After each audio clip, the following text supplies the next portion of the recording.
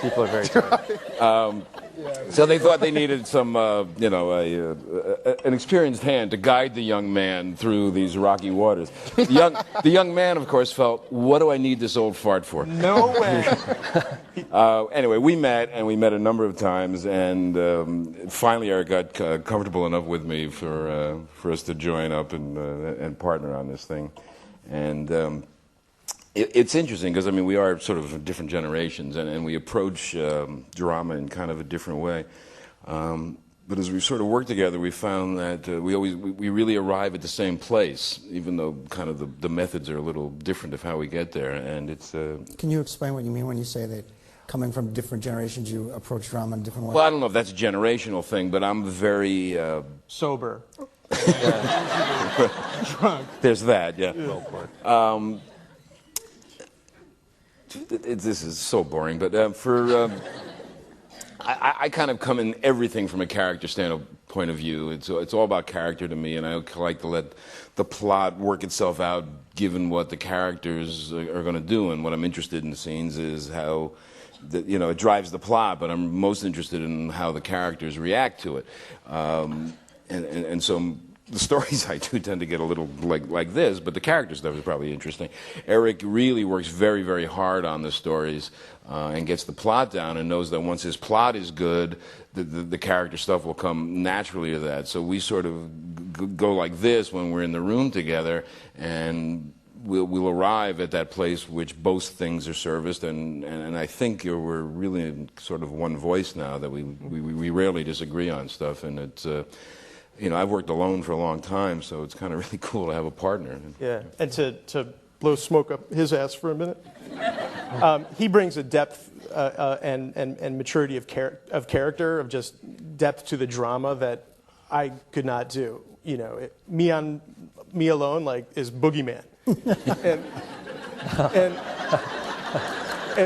and like all of a sudden with him, like, we have a show where you have these characters that are psychologically rich and true, and Bob is behind huge amounts of that. So the show would not succeed at all without him. So.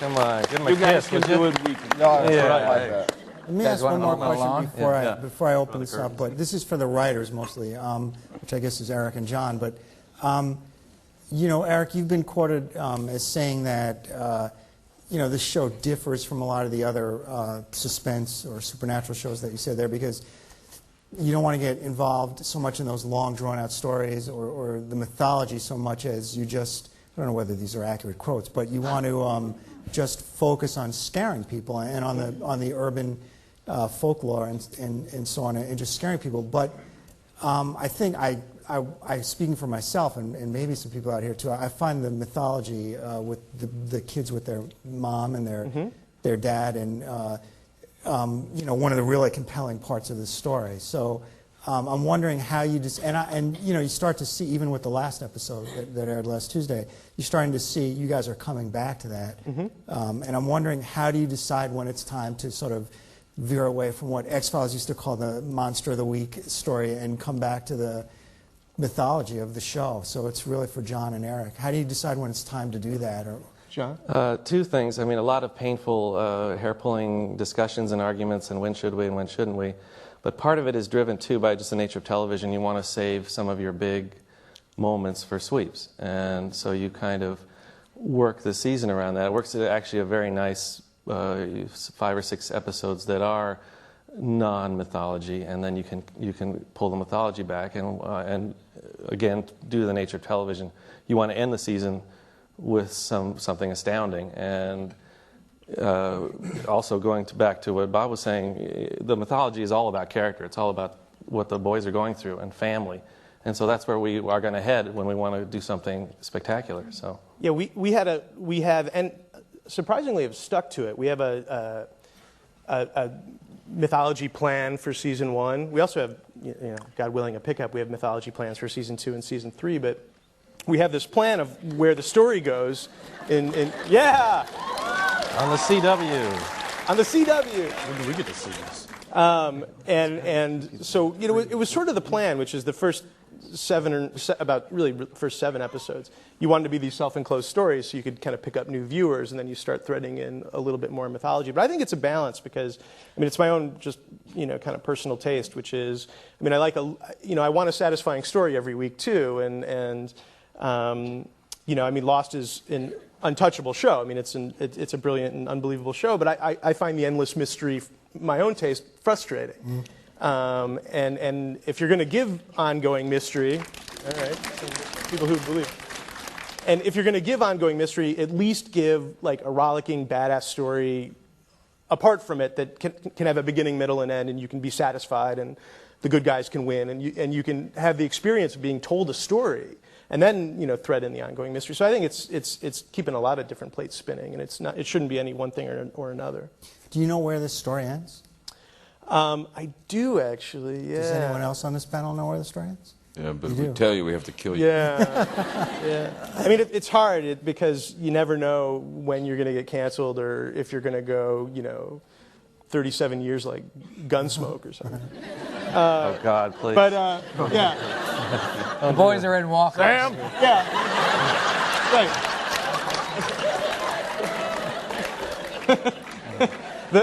They'll finish up the season and then they'll slowly die. Yeah.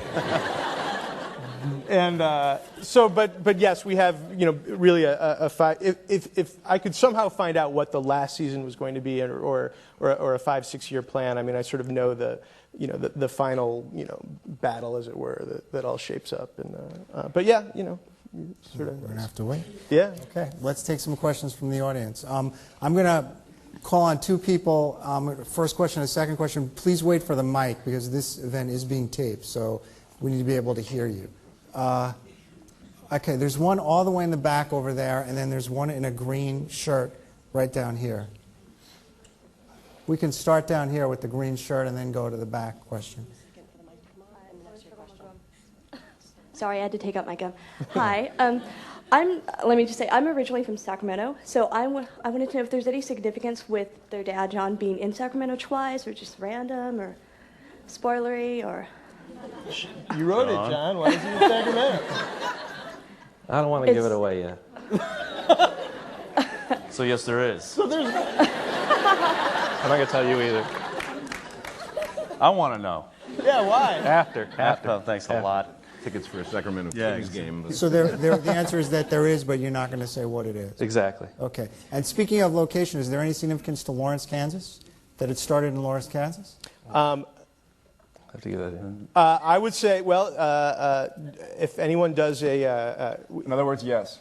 yes, there is, and the one thing I'd say is because we tend to be really research oriented in our show and about American urban legends, and there's a very famous urban legend near Lawrence, Kansas. That somehow factors. Yeah, if you guys go home and do Google searches on Lawrence, Kansas, some stuff will come up. Okay. And Do you guys know what it is?